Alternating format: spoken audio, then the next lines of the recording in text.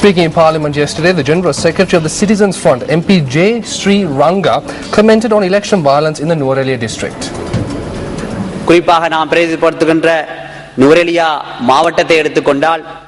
If you look at the Nuwara district, which I represent today, there is a problem as to who the head is. We can see political violence there. We have seen incidents of shooting within the governing party itself. Violence has escalated to that level. Workers in the estates fought each other because of the actions of these two persons. Today, estate workers have been imprisoned. What we should do is communicate with Namal Rajapaksa's father through him and provide opportunities for the people of Nuwara through the SLAS examination. It is also important to have discussions with Minister Basil Rajapaksa, make our people pass the examination and appoint them as ambassadors in foreign nations. Today we are talking about reconciliation and harmony. Why are we not thinking of employing Tamil-speaking people in public institutions? If there have been cabinet ministers from Nuwara from the beginning, and if they have pledged support to the government, why can't an individual from the Nuwara district be made ambassador to a foreign nation? Such a representative was not appointed for Madras either. 15 to 20% of Tamil-speaking people who pass examinations should be given an opportunity to work in public institutions.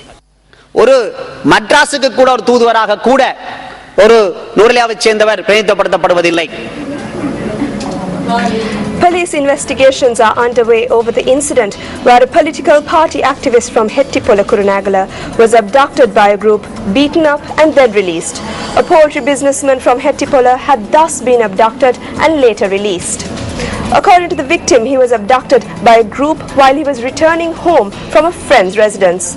He added that after several hours, he was dropped off at the Ramakali Forest Reserve in Anuradhapura. The police said that the abductors had demanded money from the businessman. The victim is currently receiving treatment at the Anuradhapura Teaching Hospital.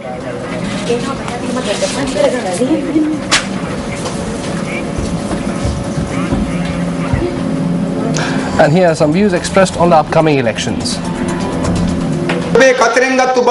Have they reduced the cost of living or have they burdened you even more using their power? Fuel prices were increased with taxes. Recently, electricity tariffs were increased. The 25 rupee tax on a kilo of potatoes was increased to 40 rupees. The people are under immense pressure. They cannot get on the roads for they will be fined. When they go to the shops, they are taxed.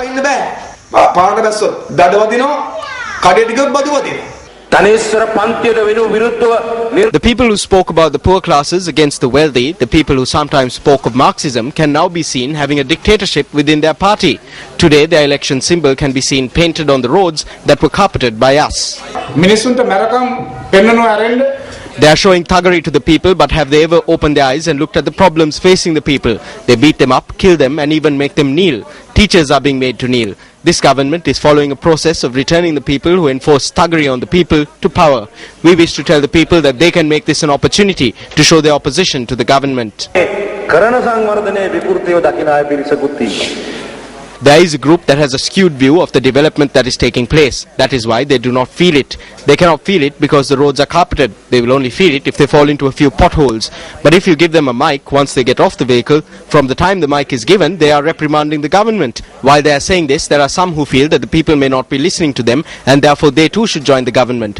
There are people like that who have joined us. They are even contesting the elections. It is within the UPFA that there is a fight for preferential votes. In the other parties, they do not fight over preferential votes or fight with people. Are they fighting within their own party out of love for the people? If the car is smaller, they go out and get a bigger vehicle. What happens to the innocent people the very next day? The price of a loaf of bread increases from 60 to 65 rupees. We raise various allegations at various instances that incidents like this are taking place. It is my view that you, the voters, should be accountable for some of these incidents. That is because under this system a large group has been put forward for you to decide between and cast your preferential vote for. There is a large group in the list before you.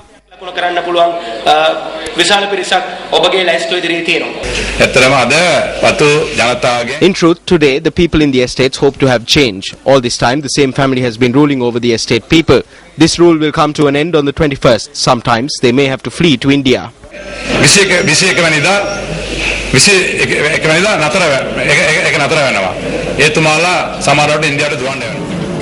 The Lakshman Khadiragama Institute for International Relations and Strategic Studies held a public lecture in Colombo yesterday on strategic thinking in global affairs, Sri Lanka, South Asia and beyond. The public lecture was an official partner event of the 6th South Asia Economic Summit on the theme Towards a Stronger, Dynamic and Inclusive South Asia that was held from the 2nd to the 4th of this month in Colombo. India is committed to stability and inclusive democracy in South Asia. China is not very comfortable with democracy in its neighborhood. Look at all China's neighbors. It has always preferred a lack of democracy, a centralized, stable, firm regime with which it can deal with. So these are the changes between the two. And I think South Asian countries will have to ensure that while the economic engagement is the practice of the day, getting into a strategic balancing of each other may create problems for the whole region.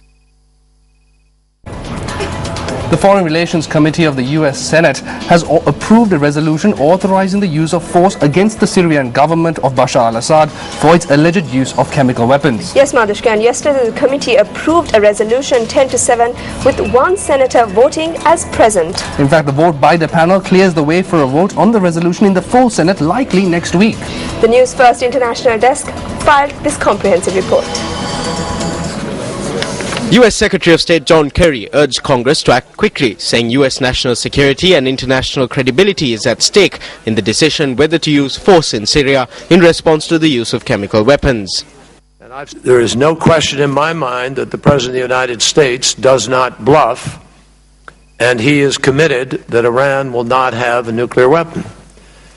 But if we fail to enforce a standard that has been in existence for almost 100 years regarding weapons of mass destruction, we are putting that into question in the minds of a lot of observers and creating problems for ourselves, where we may get closer to a test that cannot be constrained or managed as a consequence of the misinterpretation of our word today.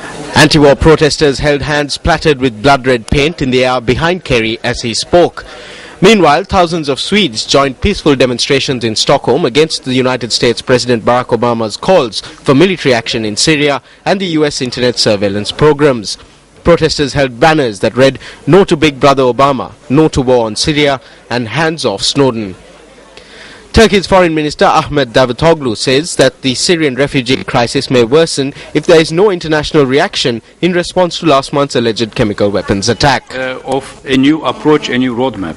What we agreed and we fully support as Turkey, we need to have a new global awareness of Syrian refugee crisis. If the same trend continues, if this violence against civilians continue like before, and if there is no international reaction to it, we are scared that all the neighboring countries will be facing much bigger numbers of refugees. This footage, which was uploaded onto a social media website today, is believed to show fighting between rebels and government forces. The authenticity of this video cannot be independently verified. According to a senior member of the opposition Syrian National Coalition, former Syrian Defense Minister General Ali Habib has defected and is now in Turkey. Habib would be the highest-ranking figure from the Alawite minority to break with President Bashar al-Assad. Elvis Aaron Presley was an American singer, musician and actor, and he's considered one of the most significant cultural icons of the 20th century. Tonight on Words of Wisdom, we take a look at the famous sayings of Elvis Presley. Don't criticize what you don't understand, son. You never walked in that man's shoes. Elvis Presley.